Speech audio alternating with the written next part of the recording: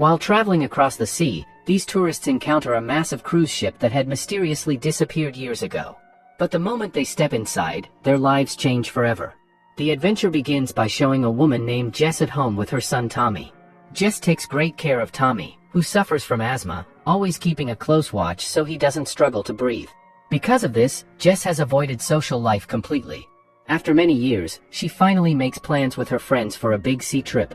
The idea is to enjoy the ocean while sailing on a boat. Jess decides not to bring Tommy along, leaving him at school where he can be looked after. While painting, Tommy accidentally spills color, becomes upset, and his mother comforts him, cleaning everything up. Even the smallest mistake embarrassed Tommy and triggered breathing problems, so Jess always had to stay alert. Finally, the day arrives for Jess's trip. She drops Tommy at school, then heads to the harbor where several boats are docked. One of them is named Triangle, owned by her friend Greg, who knows how to sail and prepares everything. Jess is joined by her other friends Sally and her friend Heather, along with two guys, Downey and Victor. But Greg notices that Jess seems unusually sad. When asked, she avoids giving details, only happy that everyone agreed to come, especially since gathering male friends for such a trip was tough. After loading the essentials, they set sail, unaware of the dark fate awaiting them. Greg keeps asking Jess if everything is okay, even suggesting she should have brought Tommy, but Jess doesn't reply and goes below deck to sleep. Soon, she dreams of being stranded on a beach for years without rescue, terrifying her into waking up. Heather asks about the dream, but Jess can't explain. She rejoins the group, helping sail, though everyone notices her strange behavior. She never shared her struggles, so nobody really knew what was going on. They continue their journey toward a mysterious region where no one has ever gone before, a secret known only to Greg and Victor, which may prove to be their greatest mistake. Suddenly, the wind dies, and the boat stalls. They don't understand why until they see dark storm clouds ahead, with a violent storm racing toward them. Panic spreads as Greg radios the Coast Guard, reporting their situation, but the guards see nothing unusual and dismiss any danger. Before Greg can explain further, their signal cuts off, the storm is too close.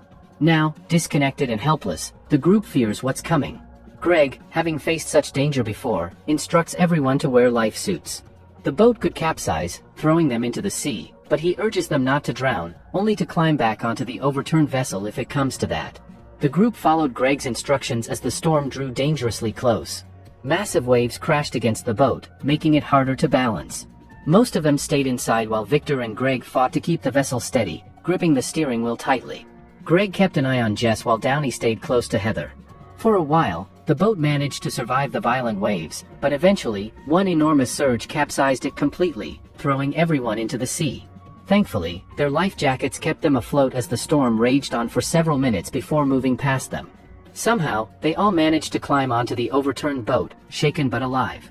Jess was safe, but when she looked around, she realized her friend Heather was missing.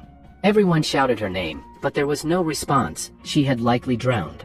The group was devastated that a simple trip had already claimed a life, and now, stranded without a proper boat, they wondered how they would ever escape. Exhausted, they sat on the wreckage, taking deep breaths and trying to stay strong until help arrived, but there was no island or land in sight.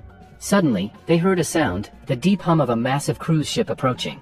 Overjoyed, they believed this was their chance to survive, though the sheer size of the vessel made them look like ants in comparison.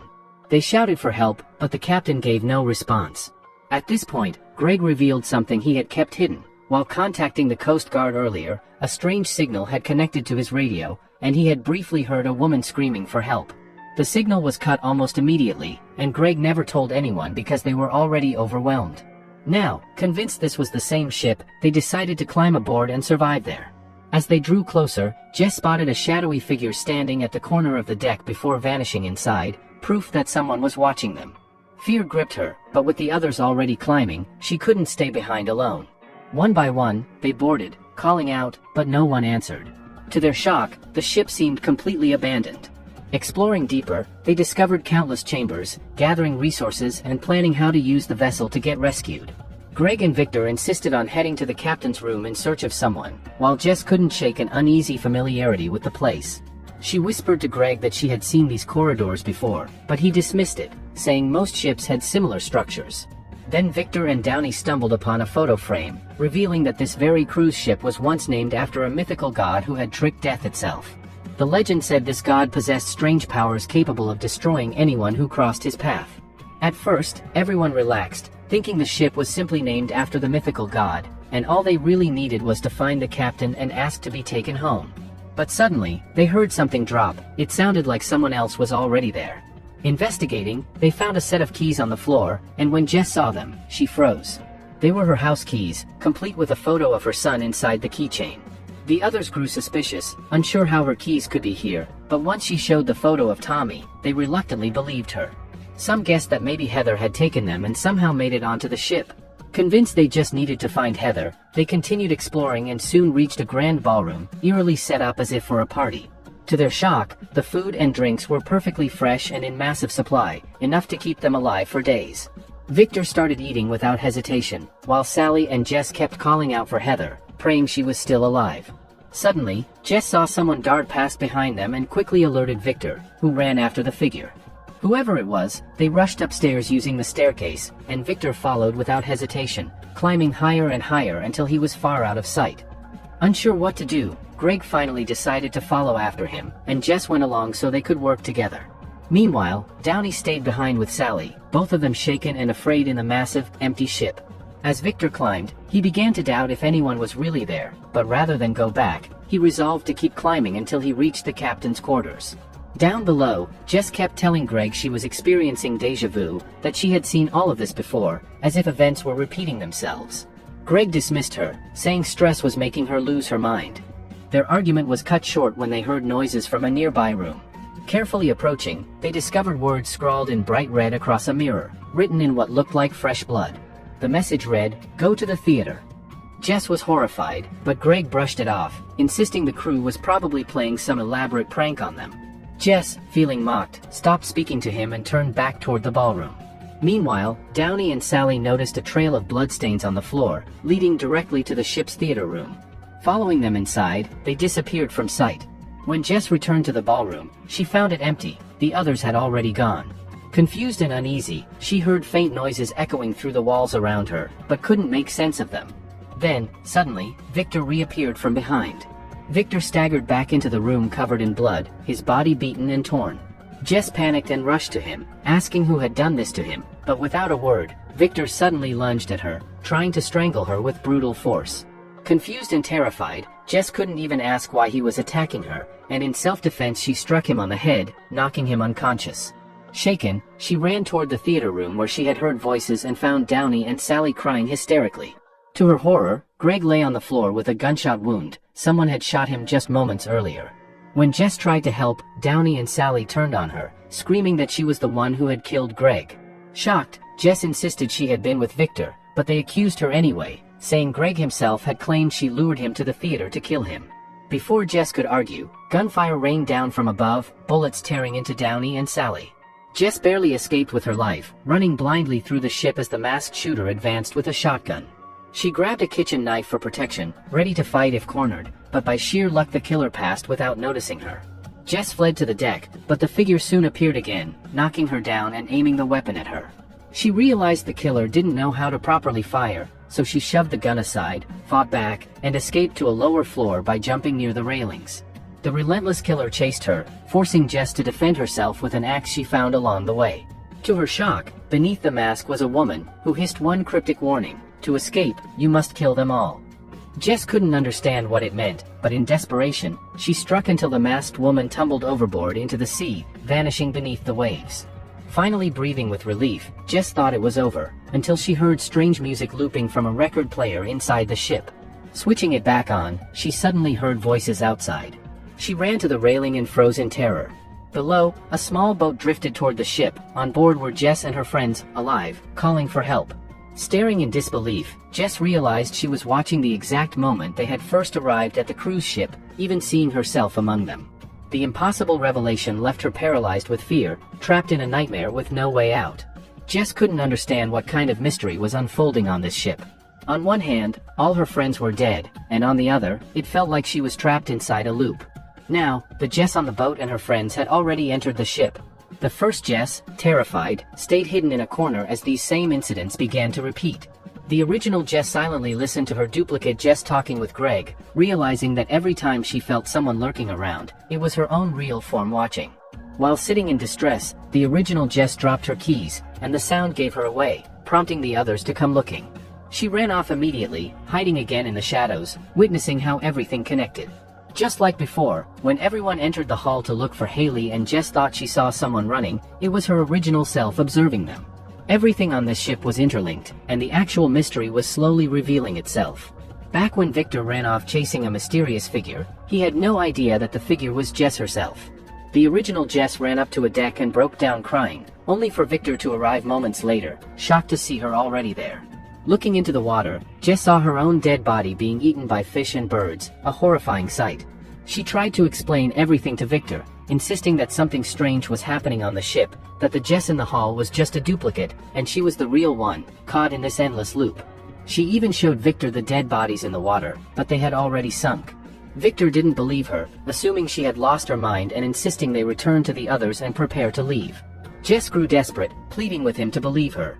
In a panic, she shoved him slightly, but he stumbled backward, slamming his head into a hook and collapsing, gravely injured. Horrified, Jess realized it was an accident, and she fled in tears, ending up in a locker room. There, she noticed several papers scattered across the floor, all carrying the same chilling message: kill them all to escape. Shocked, she recognized the handwriting as her own. Dozens of such notes were lying there, along with the very same jackets the masked killer had worn earlier. Opening a locker revealed rows of shotguns stored inside, confirming these were the weapons the killer had been carrying. Even more terrifying, she found her own locket hanging there, only to see piles of identical lockets already collected in the same spot. Her own locket slipped from her hands, joining the others. By now, Jess realized everything was repeating and wouldn't stop until everyone was dead. Voices echoed in her head, kill them all. Overwhelmed, she picked up a shotgun and loaded it with bullets. As she moved forward, she found Victor again, barely conscious. Pointing the gun at him, she told him she would fix everything if he just went inside and rested. This was the moment when the previous Jess entered the hall and Victor attacked her, only this time, the original Jess with a shotgun stormed in. Furious, she pointed the gun at her duplicate, shouting that everything was repeating again. With two Jesses standing before him, Victor finally began to realize that maybe, the original Jess had been telling the truth all along. For now, Jess told her duplicate to leave and turned her attention to Victor, trying to steady him and assure him that everything would be alright. But in the very next moment, the sharp crack of a gunshot echoed through the ship. Alarmed, the original Jess grabbed a gun and sprinted toward the theater room. What she found there was chilling. The masked killer stood above, relentlessly firing down at Greg, Downey, and Sally. Jess immediately returned fire, forcing the killer to retreat into the shadows. Greg had been badly wounded, and Jess quickly pulled Sally and Downey away from the chaos. As she helped them along, Jess tried to explain what was happening, that they were trapped in a loop, and the only way to break free was to change the pattern by doing things differently than before. Neither Downey nor Sally could fully grasp what she was saying, their faces pale with shock, but Jess pressed on. She handed them a gun and told them firmly to stay put, promising she would return for them soon. Moving swiftly across the deck, Jess noticed bloodstains on the floorboards. Her heart sank as she imagined that the injured Victor might have thrown himself overboard. Meanwhile, Sally and Downey, tense and frightened, were aiming their gun at a shadowed figure ahead. When the masked killer finally removed the mask, their blood ran cold. It wasn't a stranger at all, but the previous version of Jess. Seeing her face, Downey hesitated, unable to pull the trigger. The duplicate Jess seized the opportunity, insisting that Victor was likely dead, and that they needed to hunt down and kill the other Jess to survive. The original Jess called out desperately from a distance, but her duplicate had already lured Sally and Downey away, pretending to guide them to safety. She even handed Downey a chamber to rest, giving him the illusion of safety. But in a sudden, vicious twist, she pulled a knife from her pocket and drove it straight into him.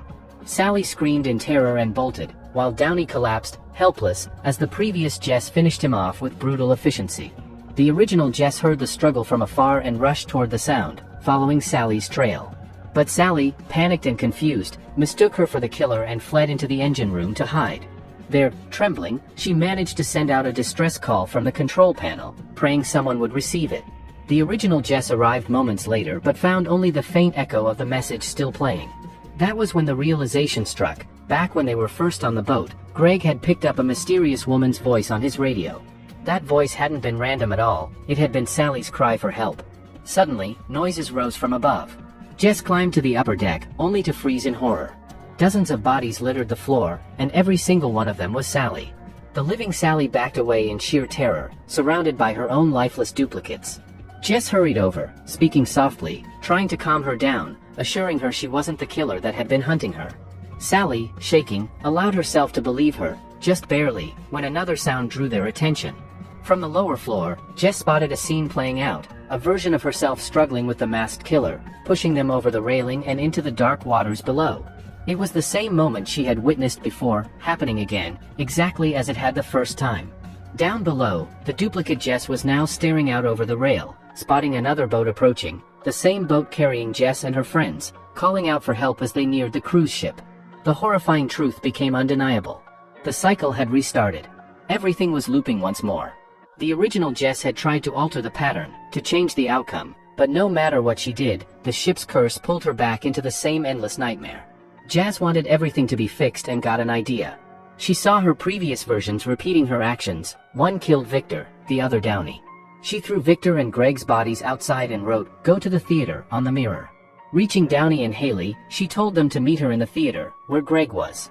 Taking on the killer's form with a coat and mask, the original Jazz killed Greg and fired at Downey and Sally. The previous Jazz arrived, tried to escape, and they fought on the deck. Everything repeated in the loop. The masked Jazz warned, "You must kill everyone to break the pattern," but the previous Jazz pushed her into the water. Later, Jazz woke up at the shore, happy to survive and stay with her son, only to see another Jazz, showing the loop hadn't ended.